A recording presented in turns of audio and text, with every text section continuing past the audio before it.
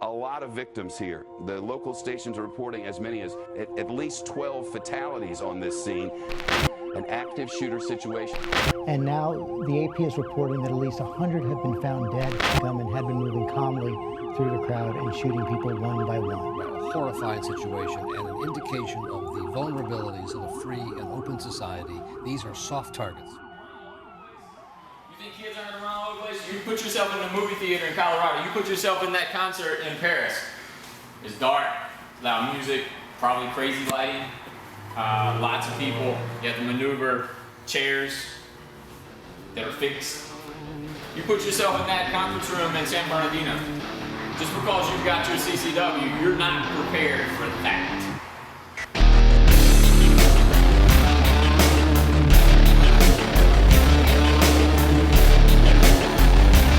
Most of the time, active shooters carry more than one weapon.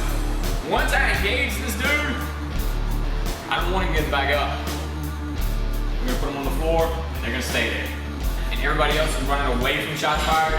The hard part is gonna be running to them, right? Things aren't gonna go the way you plan. Hey guys, I'm Daniel Shaw, and you guys know Ryan Hoover. Ryan and I have hung out quite a bit before, but never done a video together. We've been looking forward to that for quite a while, and I'm pretty excited about this. And I'm pretty happy that we haven't done anything before, because I think this is by far the most important subject that we could talk about. So we're about to go in here, and Ryan, you're leading a seminar on active shooter defense. Tell me why this thing became developed. Yeah, well, we first started, the training hasn't changed too much, but we first really started getting after it after Sandy Hook, after Newtown. It was slow to catch on, people were still really hesitant to kind of get into that kind of training. People didn't want to talk about it, people didn't want to be a part of it.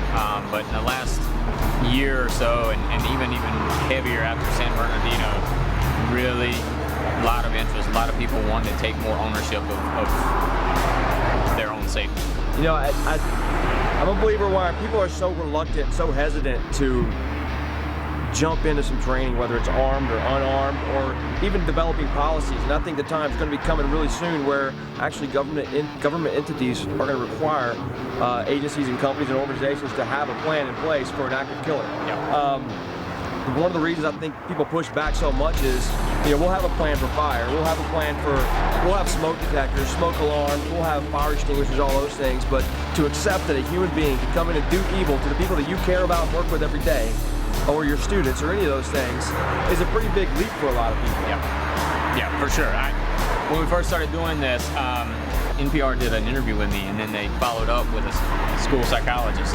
And he was like, look, we don't want to do this kind of training because it's going to make students think that schools are an unsafe place to go. And I'm like, look, man, you do fire drills, and my kids aren't worried about the school catching on fire, yet they're much less likely to die in a fire in a school than they are by violence in a school. So I just don't buy into that. I totally believe that that's why people are hesitant to do it, but I think it's crap. Hey, it's ridiculous, it is. Yeah. So we'll kind of run through some stuff really quickly. I'll talk a little bit about the typical profile of a shooter that we've dealt with for the most part in the U.S. We'll do some basic combatives, learn how to strike, and then it's going to be getting after it. We'll look at tackles, solo tackles and team tackles, and gun disarms, and most of it's going to be, just giving somebody permission to go do something, to take action, to be committed to actually making a stop as opposed to waiting on the police that may show up hours later and the damage is done. And context is everything here, because we're talking about an unarmed response, right, or possibly a weapon of opportunity response to an armed aggressor. Somebody's trying to hurt people. Now, when people watch these videos and see this thing, they see a whole group of people going and tackling somebody. Yep. Now, that's not very realistic when we see that in, if I'm in a place and everybody else there, or not even, they're just thinking about running or hiding in a corner. That's right. And I'm the only one tackling them by myself. Yep. But if we could establish a culture or train a whole business, a whole school, a whole whatever it is, that this is how we're going to respond to this. We're all going to throw things at them. We're going to do this. We're going to go run and tackle him. We're going to beat him about the face until he submits. That's right. If we could get that in our culture, then things change, and that's the context we're dealing with. Real violence. Yep. We're gonna do it one school at a time, one business at a time, and one person at a time. And the truth is, in situations when people see somebody take action, they're more willing to get involved in that as well. People don't want to be the first one. So if we can start getting more people to be first, then we're more likely to get more people to be second, third, fourth, and fifth. Well, let's go teach these guys to be first, Awesome, man. let's do it.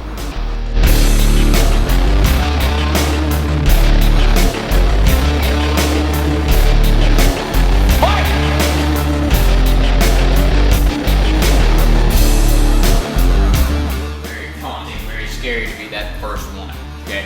So what we want to do is train 24 people to be first, right? You can't rely on somebody else helping. You can't rely on somebody else getting involved.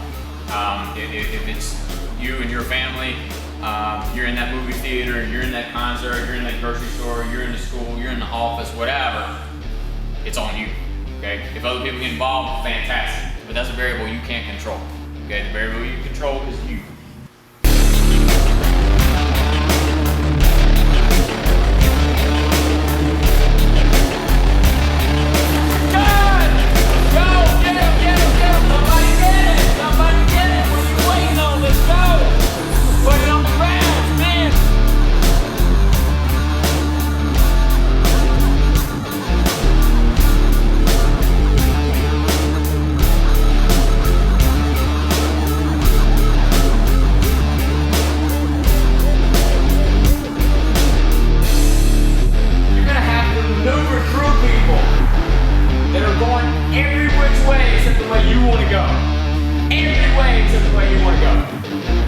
Nobody's going that way. That's where the problem is.